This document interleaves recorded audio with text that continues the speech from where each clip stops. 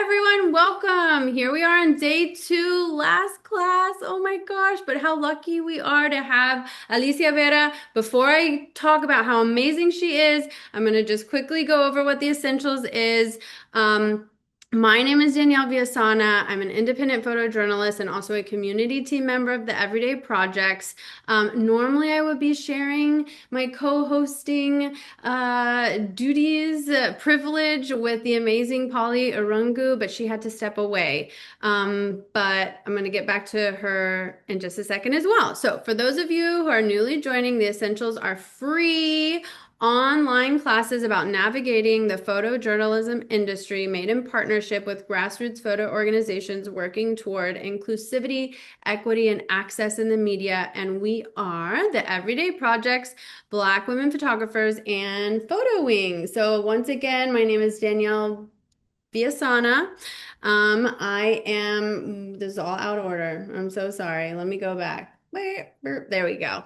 I am an independent photojournalist. I'm also a community team member of the Everyday Projects, which is a global community of visual storytellers, just let's say fighting the good fight through photography. What is the good fight? Just sharing knowledge and awareness through the beauty of imagery. As a nonprofit, we work to provide opportunities for our global community, such as the essentials, but also through a lot of other cool stuff. So please follow us on Instagram at Everyday Everywhere. Bookmark our website. We got so many cool things that we do day in and day out. Like I said, normally I would be sharing this space with Polly Arungu, my co-host, but she had to step away. But Polly is incredible, amazing, and the founder of Black Women Photographers. They are in their fifth year. Polly is such a force. I'm so inspired by her. She literally just had an idea and has made such incredible things happen through BWP, which is a global community directory and support hub with over 2,100 Black and African creatives across more than 60 countries.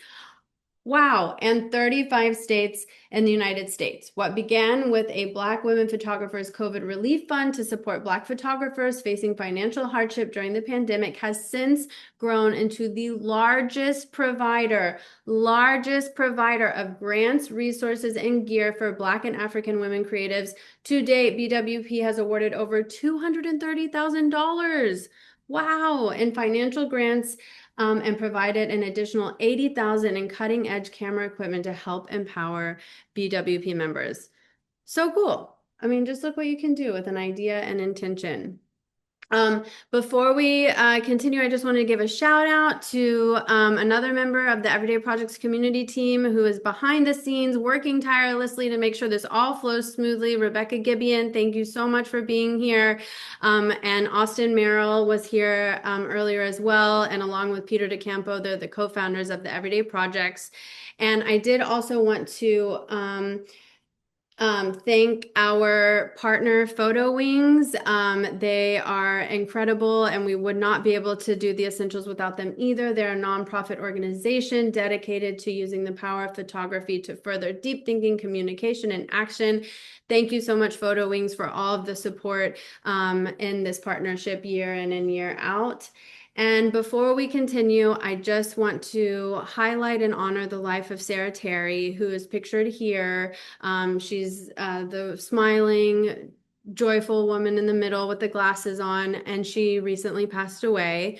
And she just left a huge hole in our hearts and in the visual media industry. Even if you didn't know her, maybe you've seen some of the tribute posts to her across social media, and just reading them is just so powerful and moving because you can really get a sense for who Sarah was and what she did for the visual media industry and beyond. I mean, it's just not going to be the same without her. And she herself was an amazing photographer and filmmaker, and she has been a supporter of the Everyday Project since the beginning, first as a contributor and then later as a board member. And this was actually a photo from after the first board meeting, and you can see Peter and Austin there with other board members. And so, you know, she loved the essentials, and she was just just that kind, authentic person who would send you a message, despite being, a seven contributing photographer and at the, like a legend, she would still take the time to send messages of support and enthusiasm. And she loved the essentials, and it was exactly the kind of thing, she believed in, people supporting and uplifting one another through photography and education. So in that, same sense of giving and supporting one another, here we are. Here we are. We are finishing up, rounding off this series today again with Alicia Vera. As you all know, each session will include a Q&A, so please drop your questions in the box, in the Q&A box. This is a totally safe space. I know Alicia personally too. She's amazing. You can ask her anything. She will be so generous and kind and answer your questions. So please do not be shy. Drop those questions in the Q&A box. And we just hope that, throughout the weekend and in this last session, you've taken away so much information that you can use to continue growing your career and personal path as a visual storyteller. So thank you once again to everyone for being here. Last but not least, I promise I'm gonna stop talking soon. We all want to hear from Alicia. Everyone's like, okay, cállate, Daniela, ya. But last slide. These are our social media handles. If you haven't written them down 100 times, here they are again. All of our classes are going to be recorded. The videos will be available on our websites in many, many languages. Please bookmark them, follow us, etc., etc. I just want to get on to Alicia. Here we go. Where am I? I'm right here. Boom, boom, boom. Alicia, mi querida amiga. Estoy tan feliz tenerte aquí con nosotros. Thank you for being here. Oh, wait, I do have to kind of talk a little bit more. Alicia's like, I know. Ay, Dios. No, no, no, keep going. So I gotta say, I gotta introduce Alicia. I gotta talk as much about Alicia as I did around the everyday project. Um, Alicia Vera, I can say without a doubt, carne propia, that she is a truly authentic, talented, and imaginative storyteller. I'm going to try not to cry here, but she's just also one of the realest, coolest, kindest human beings out there. Te quiero mucho, hermana, and we are just so thrilled to have you here with us today to take time out of your busy schedule. I'm not going to say who she was photographing for yesterday, just in case she had to sign an NDA or something. But y'all, we are lucky to have her today. Y'all are going to learn a lot. Her work is going to knock you off your feet. It's going to make your heart swell with emotion. For real, like maybe get some tissues. Anyways, that was my version of Alicia Vera's bio, which you might want to include on your website, but I'm going to give you all the official one. For those of you who may not know Alicia, she's a Mexican-American photographer based in Mexico City and Miami, Florida. Her work explores human connection and emotional depth through the lens of family, mental health, and contemporary culture while seeking further understanding of herself and others' experiences in the process. She's a member of Women Photograph and Diversify Photo. Her clients include National Geographic, The New York Times, HBO Max, Spotify, and Airbnb. Her first photo book, Va a llover toda la noche, was published in March by La Chancleta Voladora and has been acquired by the Library of Congress, the Getty Library, and Miami-Dade Public Library. Jaw drop, like for real, y'all. You're too cool, Alicia, and I myself cannot wait to hear you talk today about editing and all that goes on in that genius genia brain of yours and how you create these touching, achingly beautiful bodies of work that you do. So, Alicia, cuéntanos todo. No pressure. Oh my Lord. Thank you for that introduction. I feel like you should be a professional cheerleader, which I texted you about the other day.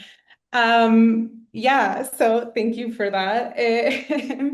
I'm gonna take you guys on a journey from idea of this project, the one that Danielle just graciously mentioned, from idea to book project, and sort of talk about like the challenges I faced along the way, with obviously a focus on editing, and then we'll kind of sprinkle in some tips and tricks that I learned throughout the process. So yeah, I just saw that comment, professional cheerleader. I totally agree with that. Live my dream, please, Danielle. Okay, so I'm gonna share my screen and just kind of run through the book as I share a ton of context with you guys. So bear with me a little bit. Okay, you guys can see that? Yes. Cheetah. Okay. Cool. Okay, so this photo project started in 2018. My mother was diagnosed with Alzheimer's disease, which led me to just feel completely devastated. I was depressed, anxious, hopeless, just like all the things, because I felt like I was just getting to know my mother in a real way outside of like her role of just being my mom.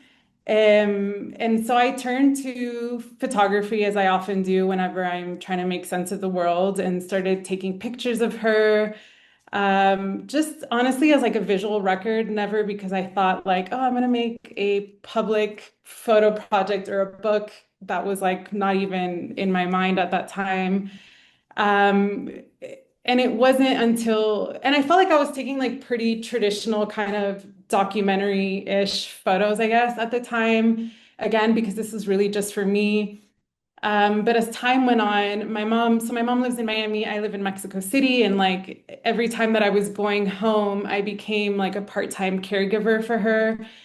And in that process, like time went by, I was starting to research about the disease, and a couple of things kind of coincided. One of them being that, I, well, I mean, a lot of different things. So I realized that like Latinas are some of the most, my God, I'm totally losing track. Okay, Latinas are some of the most vulnerable to getting the disease more than white people.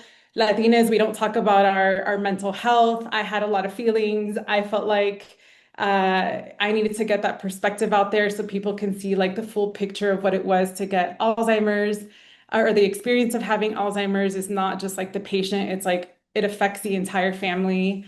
And a lot of the photo essays that I was seeing out there were always focused on the patient, which obviously is like really, really important.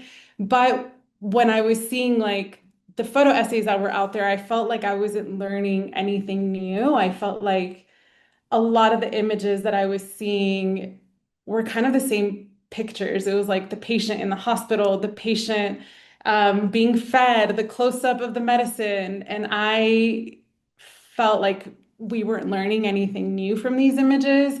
So I decided at that point that I needed to talk about myself as not only a daughter, not only a family member, but like a daughter, and talk about how I was coping with this, my struggles with depression. Because again, I felt like that perspective was really lacking. And so so that gave me like a new intention, which I guess will be like my first point in this like editing class, is that I think it's really, really important to have like an intention or a goal in mind whenever you start a new project, whether that be it like an assignment or you decide to embark on this like long-term project. Because I think having an intention is not only going to frame or inform the way that you photograph a story, but it's also going to inform the way that you're going to end up editing the story. So, with that in mind, like with that new intention I had in mind, like I wrote down a list of themes that I wanted to talk about in my project. A big thing being grief, loss, specifically ambiguous loss, because it's such a unique type of loss that I was like, people need to experience this along with me, which, in case you don't know what ambiguous loss means, it just means the loss of a person who is still physically present, but they're not mentally or emotionally available. I think I said that a little bit wrong, but you get the gist of it. Um, so loss, grief, I was thinking a lot about memory and how we remember things. So really pushing myself to question what even is memory, right? Like what sensations come up when we remember something, or how do we remember things? Like, is it linear? Is it sequential? Do we suddenly, or like, does memory come like in snippets? So that was like a big goal in mind, just like interpreting what memory is also within this project.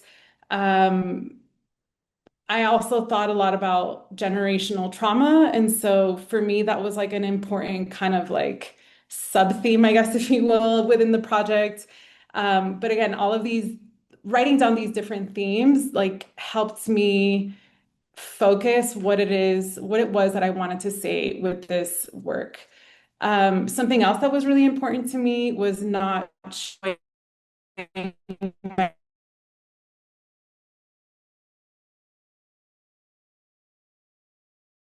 my mother sick. So if you look at the images, um,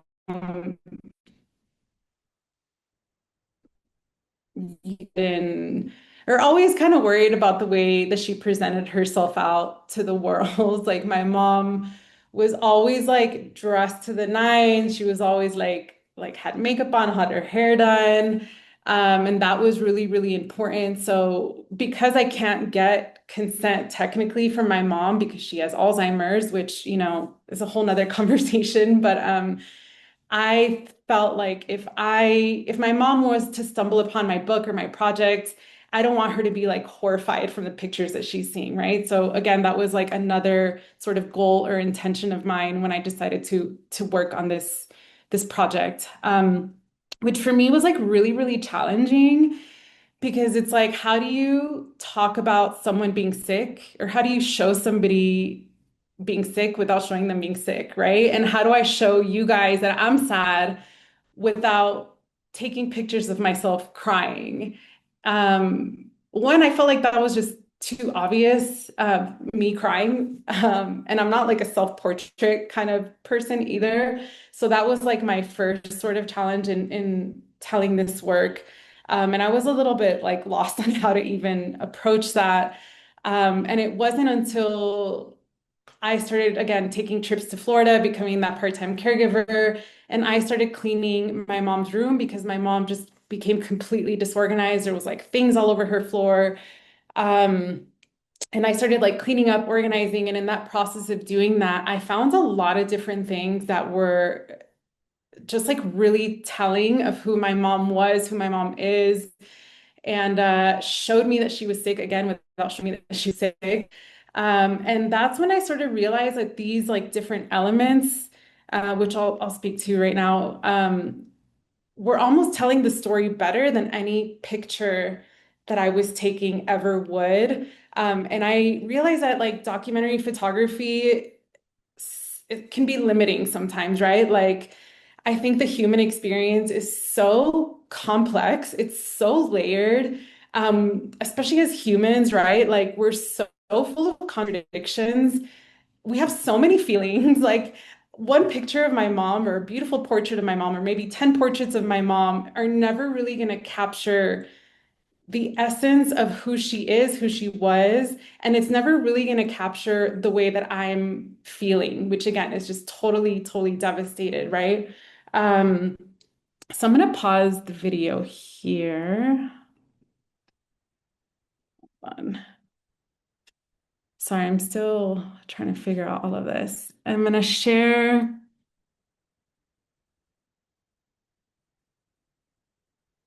some of my earlier pictures that I took. Can you guys see that? Oh, wait. Okay, I can't see anybody, so I'm going to assume that No, yes. you're good. You are still on, I think maybe the video, but Oh, if you am I really? paused, Okay, I hold think on. so. Yeah, there we go. Perfect. Okay. Yeah, yeah. Okay, cool. Um, so yeah, so things that okay, so sorry to backtrack. These are some of the earlier pictures that I was taking of my mom. Like there's those first two, three rows. Some of them are like pulls from the archive because I was also like, let me pull some photos that I took of my mom even before she got sick, because I feel like again, it speaks a little bit to who she is or who she was, capture a little bit of her personality. And then I'm not going to go one by one. I'm just going to show you a little bit. I think the third row here is when my mom got diagnosed, and again, you won't really see any pictures of her looking sick. I think the only one where you can tell she's in distress is the one with her arms kind of up. But I, again, didn't really want to show her sick, even in this work. So a lot of pictures of my family, a lot of really moody images. I felt like a lot of symbolism too. Like you see my mom, you never really see her face as like with some images, like that's pretty repetitive in these images as well. Because again, I felt like my mom was gone, my mom was disappearing. There's something about her looking off to the distance, but a lot of portraits of her. My mom was honestly such a good collaborator. She loved having her portrait taken, and she would be really fun and silly with me, which was amazing. And then I'll move on to things that I started collecting. So these are things that I found in her bedroom. Um, the notes being probably one of the most important things, which if you notice in the book, they like the notes are like a repetitive theme. And this is because the notes, again, was telling me so much about my mother's experience. So for example, my mom was like in denial that anything was happening to her. She forgot that she got diagnosed essentially. And when I found these notes, I was like, oh, she knows something's going on with her, right? Because I started finding like the family tree written over and over and over again. And in my head, again, I'll never really know this, but in my head, I'm like, oh, she knows something was wrong. And there's a reason why she's practicing this over and over and over again. So you'll see, I don't know if you can see my little arrow, but you'll see the family tree over and over again, like a lot of scribbles that she did. Again, there was some notes where she was practicing her name over and over again, and then there's some notes where like literally she just forgets how to write her name, which for me was like pretty shocking to see. There's one here also, which I really love. I mean, I don't love, but I feel like is really telling, which she starts writing a note to me and it feels like in real time, she's like forgetting because she'll stop writing, she'll turn the paper around and she'll try again and she just won't even finish. And so again, for me, that was like showing her that she's sick without showing her that she's sick. So these notes definitely became something that's really important. Like here, emergency, she just couldn't spell anymore. Um, Again, our names over and over again. There's a ton of drawings that I collected, which at the time I didn't know what the hell I was going to do with these drawings. But when I looked at it later on, I realized, or again, a lot of this is like using my imagination because I don't really know what my mom was thinking, but I feel like they're kind of metaphors of what's happening to my mom. Like to me, it feels like they're like a map of her brain in a way. So these notes for me became like really, really powerful. I also found a ton of archival images, which again, in this search of like, who is my mom? Who was my mom? I want to know more about her journey in life. Like archival images, are incredible to have. So I scanned so many of these. I even found like Super 8 rolls of film, which I digitized, and that was incredible to see my mom and my dad also moving in color was like beautiful. And some film stills actually made it into the book. So this is just like a quick glance. So you can get a sense of all the stuff that I had. There's other things that I collected, which were journal entries that I had, also speaking to the experience of my mom getting sick, tons of screenshots of text messages that I would receive from my family. My mom would call me a lot on like FaceTime, and I would take a ton of screenshots because I had a feeling that one day my mom was going to forget how to use her phone. And even though my mom would call me 3, 4, 5 times a day, and it would get annoying because I'm human and getting called that many times was frustrating. I knew that one day she would stop. So I was constantly screenshotting. And also a lot of those last things were like to speak to that experience of being far away, like literally being in another country and again talking that for me talks about my mental health and how I'm experiencing that, right? So I had a lot of this. And then I would come home to Mexico. I would pull all these things out, and I started making these collages. So there's a lot of the work that I printed out and I intervened on them because I felt like, again, just like a still image, a really beautiful portrait. is not capturing the essence of like me feeling really sad. So I just started messing around with a bunch of pictures. Like I would print them, go to my rooftop, pour chemicals all over them, and see what that came out like. And I was like, I feel like this speaks a little bit more to my experience. I did a lot of collage work. Some of these things are also for my mom's bedroom, like a prayer card. My mom loved doing like arts and crafts with like some yarn. And again, it was just like intuitively playing around with things. Some things were like playing around like digitally, and some were like physically. Um, and yeah, so then I had all of this stuff. And as you can see, it's like folders on folders and folders on things. And I didn't know what the hell to do with any of this. I felt like, okay, I finally feel like I have something here. Um, but I didn't know how to put any of this together. I come from like a documentary photography background, and I feel like when you're editing for that, I don't want to say one thing is easier than the other because I think everything, like each thing is like an art in a way. But that's like what I was comfortable with, right? Like I felt like I knew how to edit a little bit easier. Things feel a little bit more literal. And so when I saw this, I was like, I don't get it. Like, what do I do with this? And I felt like, okay, so this was a point in time where I started applying to grants. Um, and so I was applying to a lot of like photojournalistic type of grants. And then I would cater my project to them, which I wouldn't necessarily recommend. Um, I think maybe doing the opposite and finding the grant that fits you makes more sense because what I was doing was like, okay, if it's a more journalistic grant, then I'm going to pull out the more classic documentary images. Um, I would submit that. Then I would find these like very, very artsy grants. I would submit like more of this collage work. I wasn't winning anything, which is totally normal and fine. It takes a minute, I've learned.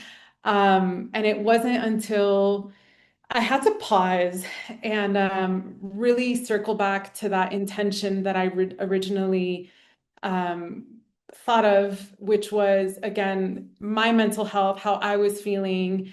And when I sort of like took a step back and was thinking about all the things that I already mentioned, um, I realized like the overarching feeling or feelings was like I was feeling really overwhelmed and really disoriented because if you've ever had to deal with somebody or cope with somebody that has Alzheimer's, it's a really, really disorienting experience. Like you're handling a lot of really strange behaviors.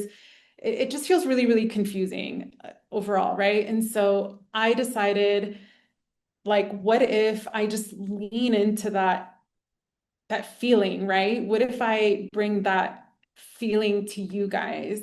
And that's when I decided like I'm going to put all the things together and we're going to see what's going to happen. And that's when I applied to Working Assumptions grant, and that's the grant that I and finally ended up getting. So this is like what I submitted to Working Assumptions.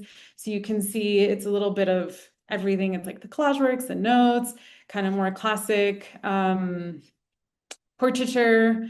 Some of these images did not like I wouldn't even show now, but I just wanted to show you guys what I did end up submitting. Um, and I feel like this edit, even though it's only like 15 pictures, like spoke more, I feel like to my experience of I feel overwhelmed, right? Um, and so, yeah, just to backtrack a little, I want to show you guys kind of different ways to edit. Let me share my website. Ay, Dios mío, I'm like la boomer. Okay, hold on. You and me both, girl. Okay, so yeah, I'm gonna speak a little to more like practical ways I think to edit work for different platforms. So I don't think there's any like hard and fast rules, honestly, to editing for different platforms. I think everything, again, you can just like kind of be intuitive and see what other people are doing. Also, the way I like to think about a website is like a preview of the work. like my book is 90 pages. There's no way that I'm going to put 90 pages into my website. First of all, nobody is going to scroll endlessly. They're going to get tired of looking at it. Remember, we all have like really short attention spans now. So I feel like a website is a preview of like the larger projects. Like I like to think about it as like a tease, like look at this work and you can be buying my book, right? Like or if it's like a assignment work or like, a long-term work or long-term projects or something, like you can also tease the viewer in a way or preview the work for them to click on the larger article so they can read the article, they can look at all the pictures. So you can see here that I didn't, it's a little shorter version of my book. I also get to play with video, which is really fun. Again, there's no hard and fast rules. I've heard all sorts of different things like 10 to 15 images or 20 images tops. Like I think just be intuitive. Like what look at other websites, like see what other people are showing also. Like at what point do you get tired of scrolling? So I think kind of just being intuitive. I think I have 25 images, which is pushing a little bit. But again, given that it's a 90-page book, I feel pretty okay with it. So that's my website. And when it comes to social media, I think everybody has their different approach to social media. I won't go into my social media. I mean, I could, I guess, but it's a little bit all over the place. Like I post assignment work, but when it came to this project, I like to use it as a journal more than anything, which I know a lot of people don't want to be like vulnerable and share feelings and talk about their family on social media, which I think totally fine. But for me, it was a way to experiment, a way to see what's working, what's not working, and to see what's resonating with people. I had a ton of people write to me because I started posting um, photos, videos of me and my mom, or like sharing experiences that I was going through. So having these conversations, I think also was guiding me a little bit too, like what's important for other people.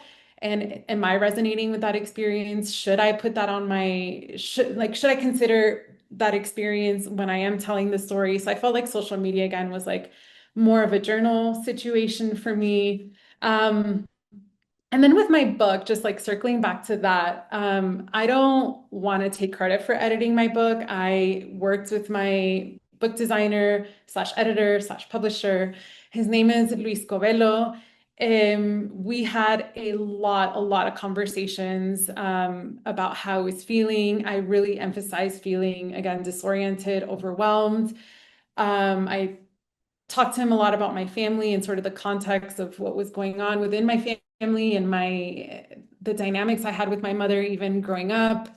And I feel like he did just this incredible job in understanding all of that and putting it all together and sort of making sense of all the different folders that I had because that's what I gave him. I was like, here are like 20 folders. Please help me. Thank you. Um, and something I want to emphasize when it comes to editing in general is like it tends to be a collaborative process. Like I think as a photographer, you're never really editing alone unless it's for like a grant. Hold on, let me stop sharing real quick. Um, I think when you're editing for like a grant or for your website or social media, I think sure you could do that by yourself, but I don't think that's like the best way to do it. I think if you have the opportunity to collaborate, you should. Um, with assignment work, you're never really going to edit your own work. You're always going to have like a photo editor who's choosing your images, who's sequencing your images. Again, with the book also. But if you are editing for your website or for a grant application, always tap into your network. Ask your friends, ask your colleagues. I think that's super important. I know I mean, even today, I was going to say when I was starting my career, but that's not even true. Even today, I'm messaging my friends and I'm like, here are 20 images or 50 images. Can you help me bring them down to 10? And then we'll kind of compare and contrast like what images I picked versus what images they picked. I asked them a ton of questions like, do you feel like I'm repeating something? Do you feel like something's missing? Um, so yeah, emphasizing like collaborating, I think is really important. If you have a chance to do it in person, even better. If you have a chance to print out images and put them on the floor or on your wall, I think it's super, super helpful because you can always like move things around. Um, also, I think referencing other media is really helpful. Like I like to think of editing as a song or as a movie, I think is really good. Um, a movie, for example, I mean, it's storytelling, right? Think about how a movie like is the how sorry, how a story goes along in a movie, right? It's like the same with the song. You have like 5 seconds to really capture that person for you to really want to listen to that song, and then it takes you on like this emotional journey. It's like a crescendo, and then you kind of go back down. I feel like with my book, I sort of did that, or I did do that.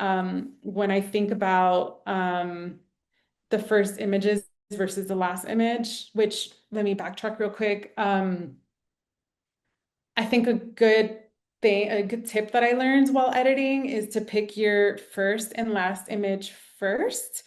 Again, thinking about that song or that movie, right? You want to capture that viewer immediately. Um, so when it came to my book, my first image in that book is a text message from my father, and it says, "Your mother's fading away very, very quickly." Um, I basically wanted the viewer to feel like a gut punch because that's how I felt when my mom was diagnosed. So I felt like that image of the text is like setting the scene of what you're going to see for the rest of the book. Um, and then the second image, which don't worry, I won't go like picture by picture, but that second image is the one of my mom looking up. It's double exposed. There's like an intervention on it. Um, and for me, it's like sort of bringing the viewer back down, introducing my mother, introducing that something is a little bit off because again, it's my perspective. I'm the one who put in that double exposure. I'm the one who like messed with it with bleach and whatnot.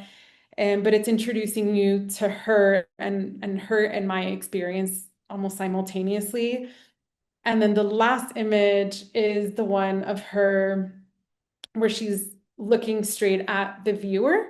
And for me, it's sort of representative of like my mother asking you to look at her, right? And so, and look at her beyond her diagnosis and beyond her disease. So again, for me, it was like a really beautiful way to like sort of wrap up the project. And then I think working in the middle or working that middle part, I think is really helpful to do second, I guess. Um, Something that's also really helpful is just like pair images together. Think about like metaphors or think about how images speak to each other, how they're like having conversations with each other, right? Like, and that can even be something like color, like through color, right? Like, I don't know, you can have like a red ball here and red stoplight here. Sometimes that's enough to segue you from one thing to the other. Um, Sorry, I'm looking at my notes right now. You could sequential like, or you could sequence like in a sequential manner. I don't tend to love that approach because I feel like it is way too literal and life is too poetic to do that. But sometimes that's just the way it makes sense, and that's totally okay. Again, I think there's so many different approaches to editing. Um, you don't want to have too many repeats. I think for a book, um, you could have more repeats than you do a website or a grant application because you have a lot more pages in a book than you do a website. And if you put like kind of an image that's saying the same thing over and over again, it's going to water down again that grant application or your website. So you don't want to do that. Um, I think also if you have the privilege of taking time away from a project, I think it's really, really important to take space from it because time is going to give you a new perspective on the work that you're looking at. So I think if you're able to just like close your computer, put those images away, even if it's just like sleeping on it or, taking a month away from it, I think, I don't know, it's the beauty of time, right? It always grants you a new perspective, whether that's in life or that's in editing. So I think, sorry, I'm looking at my notes. I think those are some general good rules. I think the last thing I'll say is that, especially when it comes to like documentary work, or photojournalistic work, I think making sure you don't get too emotionally attached to images, I think is really important. Um, I think that especially happens in that work because sometimes it's really hard to get access to something, or sometimes even getting the picture itself is really hard. Like, I don't know, you woke up at 3 in the morning, had to drive 6 hours, and you finally took that photo. But then when you're showing it to your audience, like nobody's going to know that backstory. They're just going to see whether the picture is working or it's moving the narrative forward or not. So I think that's why, again, collaborating is so important because your friends are never, I mean, unless you tell them, which probably you shouldn't tell them till later, but like they're not going to know that story. They're just going to be seeing the images. Um, and yeah, I think that is my tips and tricks on editing. Um, I hope that was helpful. Yes. Oh, thank you so much, Alicia. I hope you can take a second and look at the chat. I think everyone's just like kind of stunned by your work. And for those of you, let me hold on, because we got to see a video of your book, but this is the actual book. It's so beautiful. And I love like, we're not really talking about like book here, so I don't mean to get us off topic, but the fun thing about a book too is that there's so much more space to kind of be creative and play around with it. Like the book comes in, this, I'm not going to tell them what you told me. But just I to kind told Danielle she can put a beer in there. of, she Para tus chelas. Those exact. But yeah, anyways, we dropped the link to her website in the book, but I urge all of you to look at it, to try to get a copy. It's beautiful. Made me cry even just looking at the photos again as Alicia was talking. I was just like, oof. I mean, it's just so beautiful. And someone in the chat said the same thing I said to you when I wrote you a text. They said, thank you for this like beautiful gift to the world. And it is, it's a beautiful gift to your mother, to honor her, to honor what you're going through, but also for so many others who are going through similar situations. So thank you. Now I'm gonna start the Q&A before I cry. I'm gonna blur my screen because those are my aunt's photos in the back. Speaking of family, she'd be like, "That's a picture of me from the 80s. How do you?" ¿Cómo me vas a hacer así? Okay. Okay, so we've got a lot of questions and you're so amazing. You kind of, a lot of the questions are gonna sort of touch on aspects of what you've already said, but this is our opportunity to kind of take a deeper dive. Um, so okay, on the topic of editing. When you're editing, how do you balance the storytelling aspect? So basically, the story, making sure the story and messages are clear versus the images that are like the best or the prettiest, but might not like further the narrative. Did you just get like really good at being like critiquing yourself, or like how did you navigate that? No, I didn't get good at critiquing myself, which again is why I think collaborating is so, so important. Because I think if you have an opportunity to edit other people's work, I think that's going to make you so much better. Because again, we are human and we get emotionally attached to our work and to certain images for whatever reason. And so if you have the opportunity to edit others people's work, I think it'll make you more, I don't want to use the word brutal, but I think that's more brutal and like cutting pictures that just don't that aren't working, that aren't pushing the narrative forward. And it's beautiful image, of course you want to use it. And of course it's a bummer to like cut it, right? But Mm. that's why having a book was so cool because I'm like, wait, this one I can use because I already pushed the narrative forward using this picture over here. Uh-huh. But yeah, unfortunately, I don't know, when it comes to something like a website or a grant application, you just have to be really, really discerning. So I Mhm. think I don't have like a great answer for you except for like practicing, right? Ask your Mhm. friends, send me pictures and having a lot of conversations. I mean, there's also a lot of um, workshops that you can take for editing. Mhm. Um, there's even editors that you can hire, who work freelance. And I know that's like an access issue too, because they don't charge, it's not cheap to hire them. But if you're able to have that access to hire them, I think that could be really helpful as well to start learning a little bit about that balance. Mhm. Yeah, 100%. Like I feel like editing was such an afterthought for me for so many years, like I'd say for the first like good like 60% of my career was just like, oh, whatever, editing, like the most important thing is like being in the field and like taking the pictures and meeting people, and like editing was just like secondary.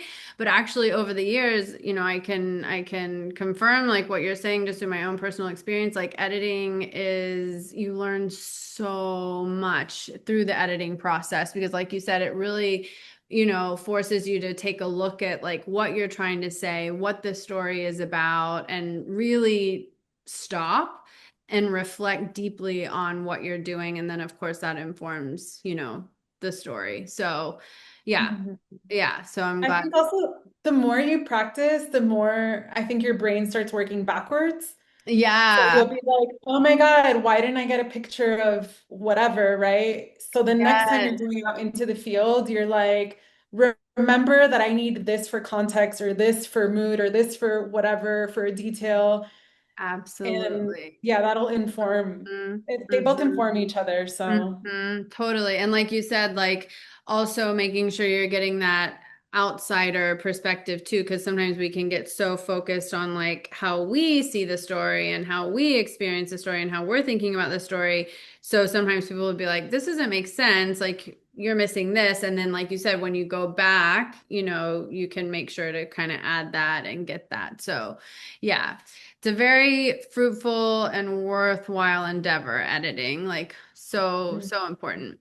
So on the topic, continuing along with that, so you had so much material that you went through, like you said, archival, notes, screenshots, pictures, and then you started like playing around with stuff. So, and digitizing is no easy task. It takes a long time. So this is a more of a like administrative question, but like how did you keep yourself on track? Like was it more of an informal type of approach? Like, okay, I have a couple hours on Saturday, I'm gonna sit down and do this, or did you have like a schedule that you tried to keep yourself accountable to? Like how did you, go from like a big basket full of photos to like a book and an exhibition? Oh my God, no. Uh I wish I had a schedule. I'm not that person. And on top of that, I'll add that I was still dealing with the stuff that was going on with my mom in real time. And so that was like an added challenge because there were moments where I did not want to look at pictures. I did not want to make work. I just wanted to like hug my dog and watch Netflix for hours. So it was like a really, really challenging process. Um, no, so I essentially at some point, okay, like I had folders and folders and folders of things, right? Like physical folders, like the notes, for example, um, and the photos. I had like boxes, and I honestly just had to like check in with myself and see how I was feeling, and if I felt like I had a moment where I had just like the mental space to take on a task, then I would try to just complete that task to the end, right? So like something that was really, really helpful for me was getting that grant. Um, it was a space for me to feel a little bit more organized, to be able to be like, these are images of my mom, these are notes from my mom. I have so many feelings, and but then at 5 p.m. or whatever, I can shut that door and then I can go home and I can give myself time to just like breathe and process. But when I was in that studio, it sort of forced me a little bit to be like, all right, I have boxes on boxes. Let's go for it. Let's scan, right? So having that separate space for me was really, really helpful to keep me on track. But it wasn't like a schedule or anything like that. Yeah. You're like, that's what you would have done, Danielle. Uh-huh. Yeah, But no. nice to know, I mean, nice. And I think that also, like, yeah, in a way, it's like the way that you approached it was like you were true to like yourself. You weren't forcing yourself to do anything. It was like you were doing it as you felt ready to do it, which probably, which definitely contributed to the like authenticity of the journey, without sounding like cliche or corny, like it wasn't forced and it doesn't feel forced. Um, Mhm. so, okay, on the topic of budgets, which is great, great segue, we have a question about budgets. They ask, how much did the budget, so awarded amount from grants, influence creative decisions? Did you have a plan for different size budgets when applying for grants? Anything you can speak to about challenges with funding really would be appreciated. Hmm. Okay, so the budget I had from the grant was $10,000. A big portion of that, again, was going to my studio because I needed that mental space. Hmm. And the rest of it, honestly, was going towards my exhibition. Like, oh, I didn't speak to my exhibition, but Yeah, that's what I, I'm glad you sorry. brought, no, I'm glad you brought it up because I wanted to talk about that. So good. Keep going. Yeah, so when I applied to the grant, it wasn't for the book. It was actually to continue the work and continue exploring that theme and actually expand the work a little bit. But also to make an exhibition in Miami because Miami has the highest rates of Alzheimer's in the country. And so I felt like it was really important to bring that back to my home. And and so the way I thought about it was like, okay, this is how much percent I'm going to give to my studio, which thankfully living in Mexico City was not expensive at all. I paid $350 a month for a studio, which is nothing. Um, and the rest of it, I decided to dedicate it to production and exhibition making, which I honestly did not research as much as I should have. So, pro tip, research how much things cost before you have big ideas, because I don't know if it's because I live in Mexico and just like my perception of cost within Mexico and the US are just totally different. And also, Miami is Miami and it's insane. Like, I was like, okay, I'm going to pay for an exhibition space. It's going to be there all month. I'm so excited, can't wait. And then I started asking people how much it would be for a month. And people were telling me it was going to be like $3,000 for a weekend. And I was like, what are you talking about? So I was totally Whoa. shocked. My expectations just like got knocked down immediately. And I was like, all right, let's do that weekend. And then I'm just gonna use the rest of the funds for exhibition planning and then like the cost of going home. And Mhm. that just made making Mhm. a ton of test prints. I didn't show you guys, which I could if you want me to, but I made, thankfully my studio was a pretty big size. I made so many test prints and I like put them on my wall and I was kind of seeing what they felt like being together. I ended up hiring I say in quotation marks because I was like, I'll just pay for your flight because I can't really afford you. So I ended up hiring one of my best friends who like I really, really trust. And I think he's really, really good at editing also. And he had the brilliant idea of making like a mock-up of the space that we were gonna exhibition in. So like I grabbed what do they call like display boards and we just kind of like broke them up into pieces and kind of made this like mock mini gallery and then I printed Wow. thumbnails of my pictures and Oh then my kind of God. put them together. It was actually really cute and That's fun. amazing. Do you still have that? don't because I mean, it wasn't Yeah. that cute. It was Did you take just a kind of, picture at least?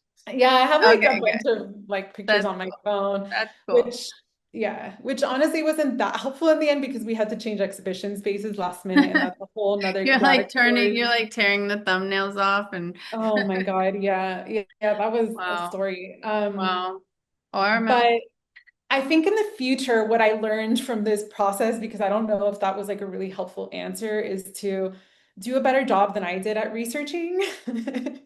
Because again, I think costs in Mexico are so different than costs in the US. Here, I Mhm. felt like it was a lot more manageable. I was able to get things framed here. Mhm. I brought a lot of things from Mexico to the US, and then like I had a printer in the US, which I think which are really good but weren't too expensive. And Mhm. that like I had more or less like the budget for, but anything that was like bigger, like again, the space, I think I didn't do a great job. So I think I mean I learned a lot from it because I mean this is honestly my first grant that I've ever gotten and the first grant I've ever gotten to like exhibit anything. As far as the book itself, I self-funded it. Like I was really lucky to have savings Mhm. and I said, F it, I'm just gonna pay for it. Um, and I paid I think total with like shipping, designer costs, production, everything, it was $6,000, which I think is pretty good. Amazing. Yeah, yeah, It yeah. makes I me mean, making a book, yeah, I mean, yeah, it can be really costly. Like it I can be made really costly. 300 copies. Hmm. And but now that like I'm kind of in the book world, I guess, and I've been doing like book fairs, I've been talking to a number of other people who tell me that they're publishers, that they've approached other publishers, like kind of bigger, more established publishers, and they're trying to charge them like 30 to $35,000. And I'm Right. like, this is insane. Yeah, yeah. So Mm-hmm. again, I just got really lucky that Mm-hmm. I've been really frugal throughout the years and Yeah, like right. have this money. And I was like, all right, let's just go for it. Yeah, So yeah, that's awesome. Well, and so great that you did. I mean, look, I mean, again, just as a now this exists in the world, and it's so, so important and, not, no big deal, Library of Congress picking it up, but um so on that note of like something that's so personal to you, how does it feel to put a part of your heart out into the world? Like, how do you mentally prepare for that? I know you talked about like taking breaks and stuff, but how do you mentally prepare for people not responding to it in the way that you might hope or a way that feels dismissive? And I think I'm going to piggyback that with another question I had for you. Again, as friends and colleagues, like we've both shared with each other frustrations over the years of like closed doors, and like knocking on doors, door after door, and not getting any response. So, how did you kind of keep the faith and keep the motivation to keep trying for those grants? And then when you put it out into the world, handling the emotions of maybe it not being received, by some people, by a couple, I'm not obviously it's, but like, how do you protect yourself? I guess is what we're trying to get at. How do you keep your heart intact? sure. When I was applying for grants, I think I was starting to get really frustrated because I can feel that I had something good. And Mm-hmm. not that I seek validation from social media because don't do that. I don't, but I could see the amount of people who would write to me and who would share their experiences with me.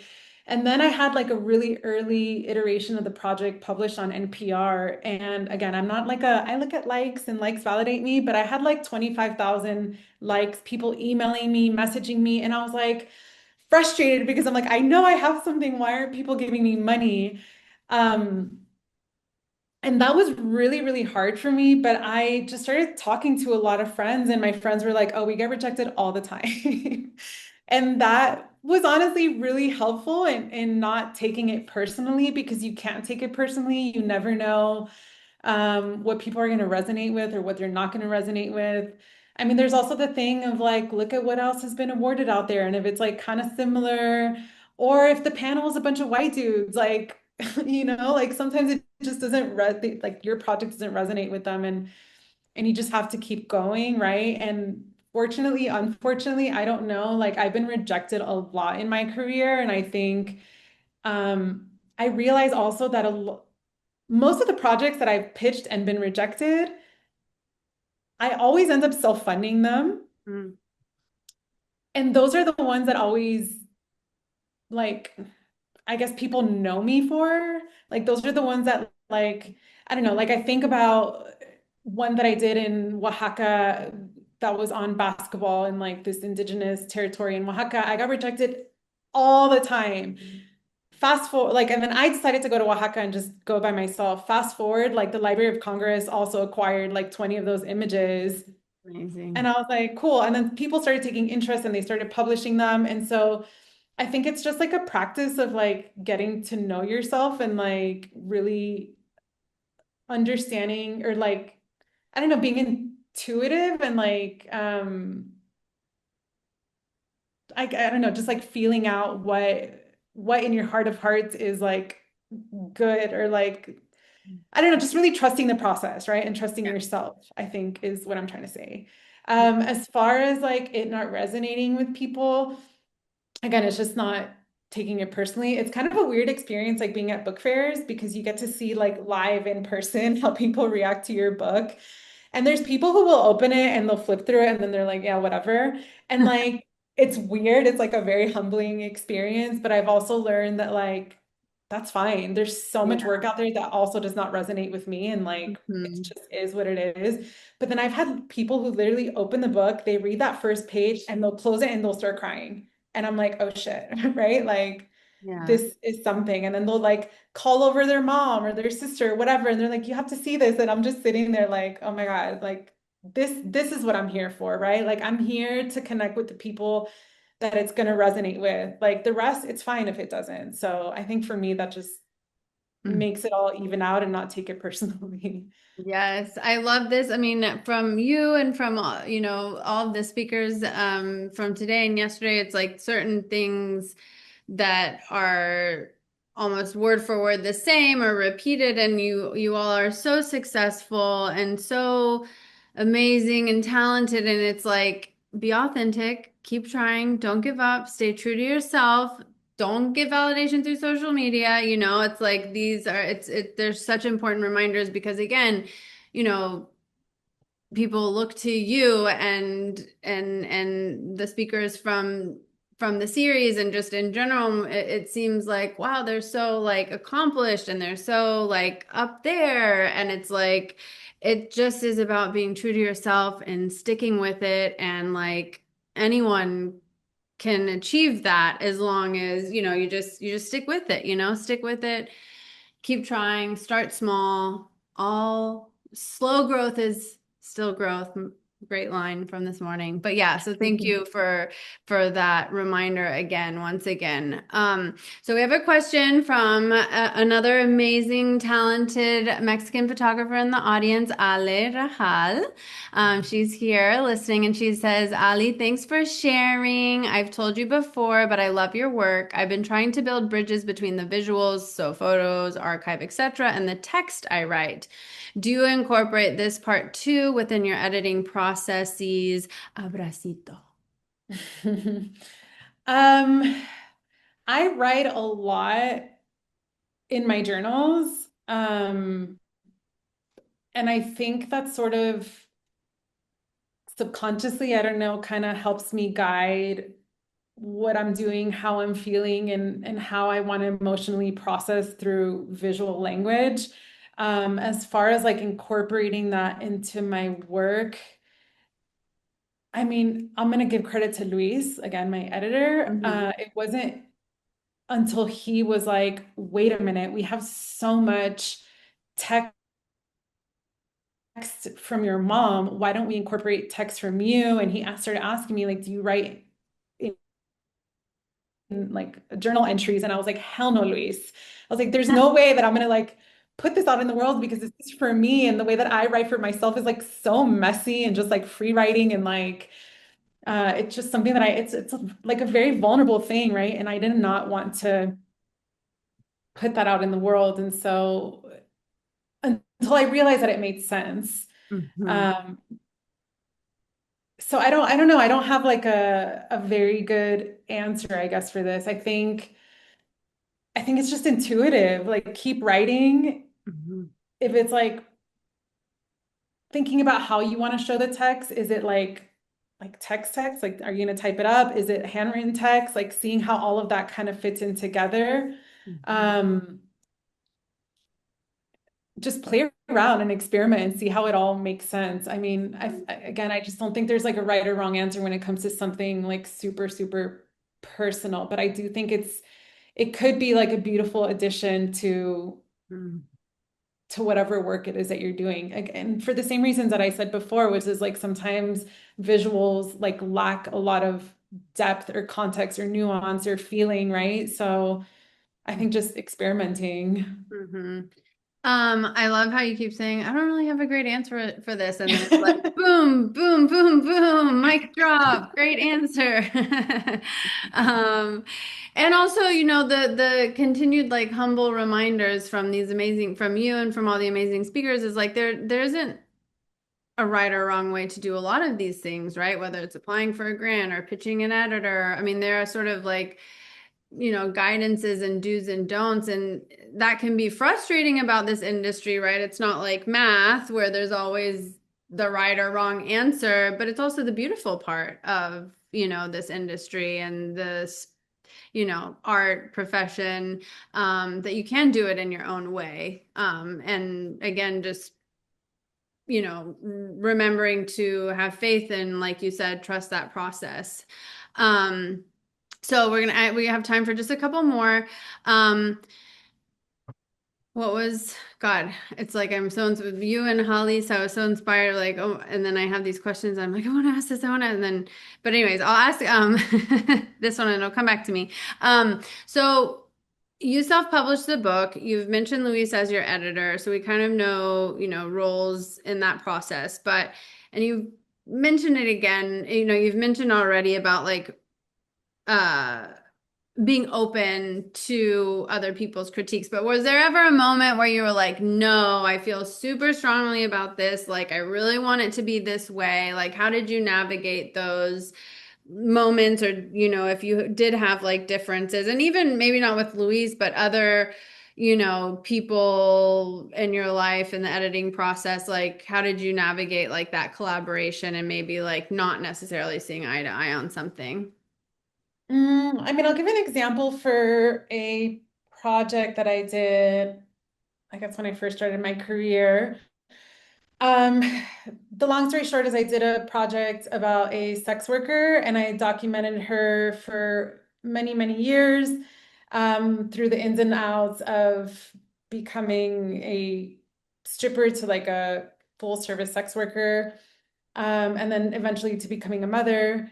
And I wanted to make a book at that point. I'm glad I didn't for a number of reasons, but there was a time when I was talking to a couple of editors and seeing how who actually, yeah, anyways, who like kind of approached me and knew that I wanted to make a like bigger body of work. And I had them make me edits. And there was an editor who I just did not resonate with her at all. Like I felt like the images were, I don't know, the images that she was pulling, I felt like were too obvious. Like Mm-hmm.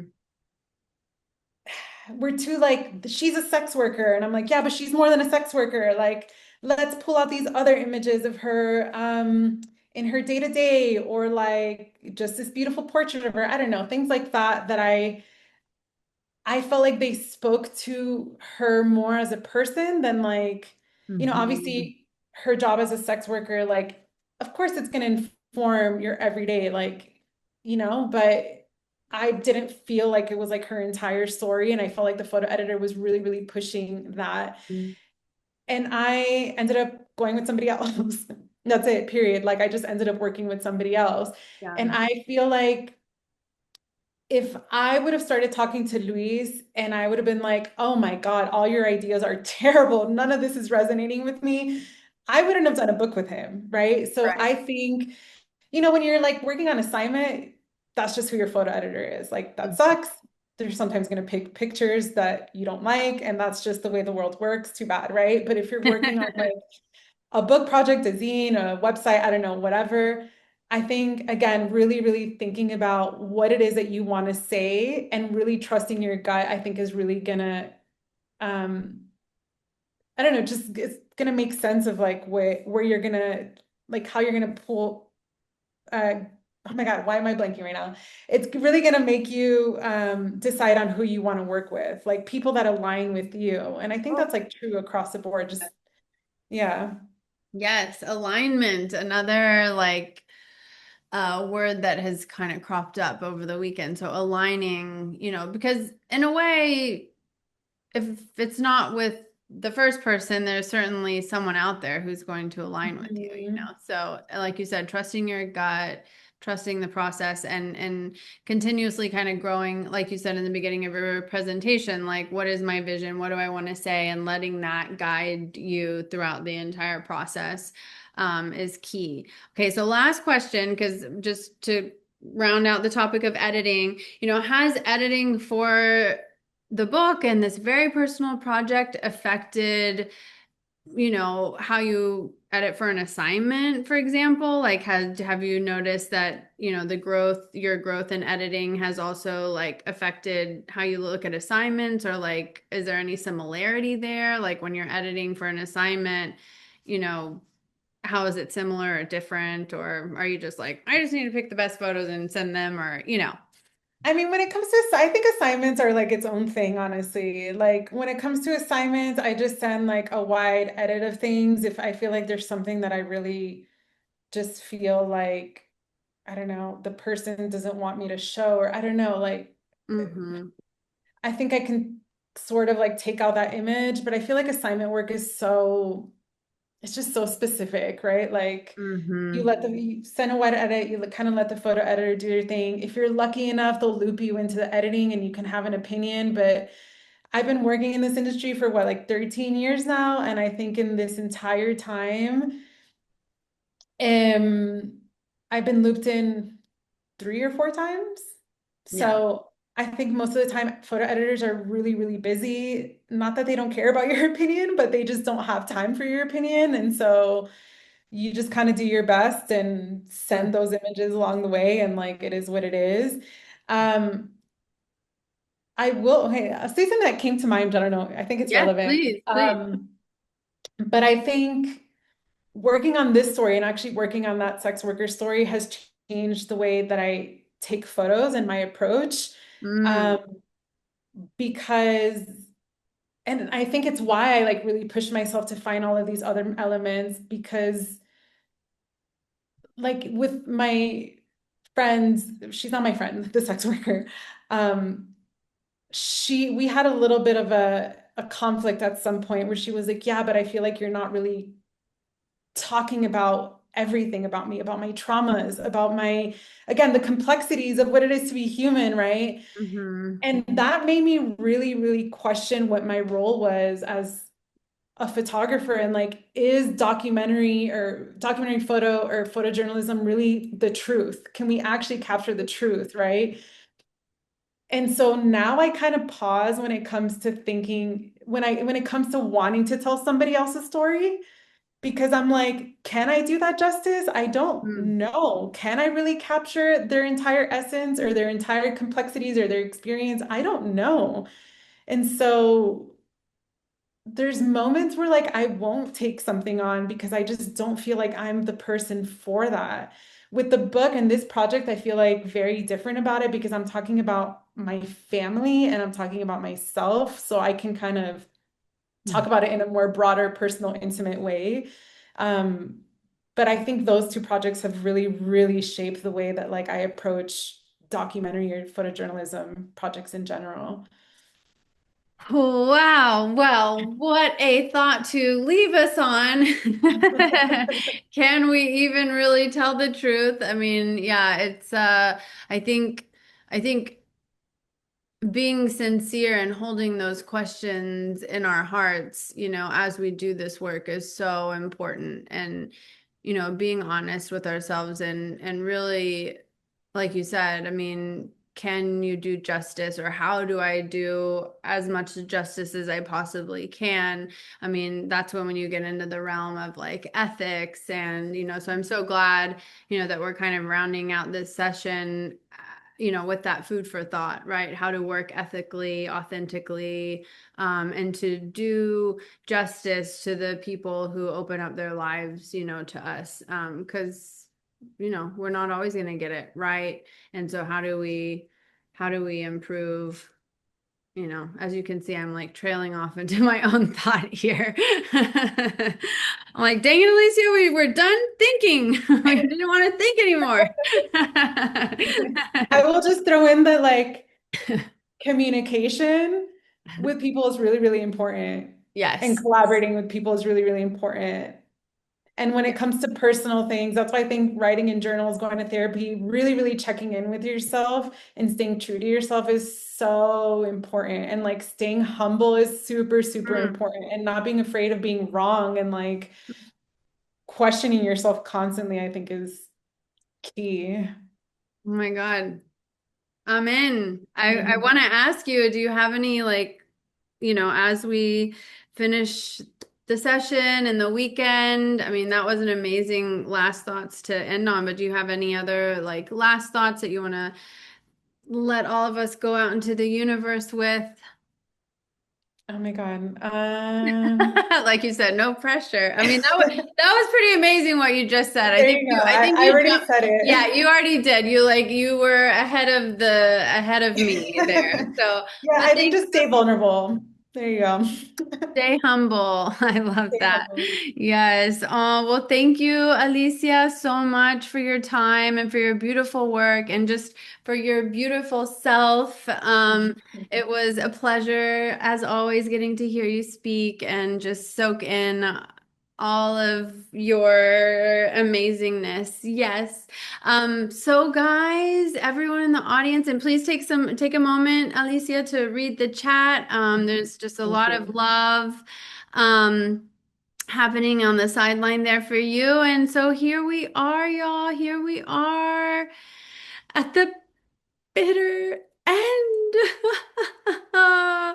Thank you, everyone, so much. This has just been an amazing weekend. Thanks again to all of our teachers for sharing their wisdom and knowledge and all of those golden nuggets.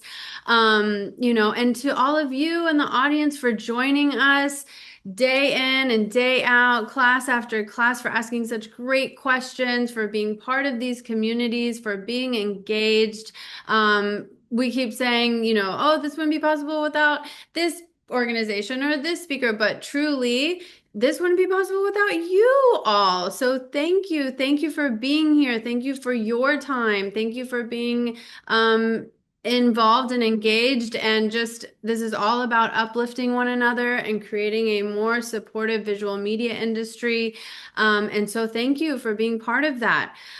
Before we say our final goodbye, we just want to again thank, the grassroots photo organizations that help put this on every year. Again, thanks to these amazing teachers who shared their knowledge with us. But again, thank you to the Everyday Projects. Thank you to Rebecca Gibeon, who is still here with us behind the scenes helping. Again, the Everyday Projects is a nonprofit using imagery to combat harmful misperceptions and to rise above persistent inequality. Thank you so much to Black women photographers and Polly Irungu, who is co-host but had to step away. But thank you so much again, Polly, for everything that you do, for doing this with us. And Black Women Photographers is an amazing organization. They're in their 5th year. Please check them out.